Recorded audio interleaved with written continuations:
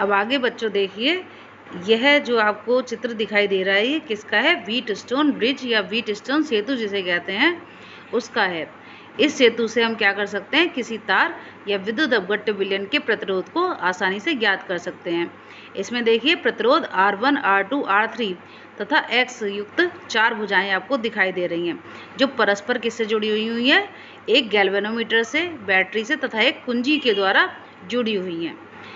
ये एक दूसरे से आपस में इस तरह से जुड़ी हैं। आप देख रहे हैं चित्र में, सभी जो है एक दूसरे से जुड़े हुए हैं तारों के द्वारा। ठीक है, तो प्रतिरोध R2 जो है वो कैसा है? परिवर्तनीय होता है, जबकि प्रतिरोध X वह प्रतिरोध है जिसका मान आपको ज्ञात करना है। और प्रतिरोध R1 तथा R2 कैसे हैं? R1 तथा R3 कैसे हैं? आपके ज्ञात प्रतिरोध हैं। तो R2 क्या है? परावर्तनीय प्रतिरोध है, जबकि X क्या है? ऐसा प्रतिरोध है जिसके मान को आपको निकालना है। ठीक है बच्चों, ये 4 प्रतिरोध आपको दिखाई दे रहे हैं किसमें? व्हीटस्टोन ब्रिज में। तो कुंजी के है, के क्या है? कुंजी है।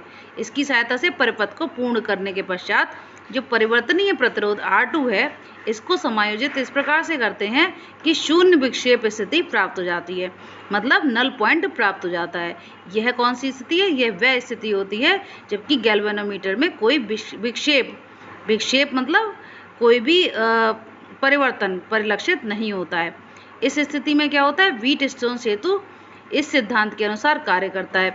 और इसका सिद्धांत क्या होता है? देखिए, R1/R2 is equal to X/R3, मतलब R1 आपका फर्स्ट प्रतिरोध, R2 सेकंड प्रतिरोध, X कौन सा है? वह प्रतिरोध जिसको आपको निकालना है, जिसका मान बटे थर्ड जो है आपका ज्ञात प्रतिरोध।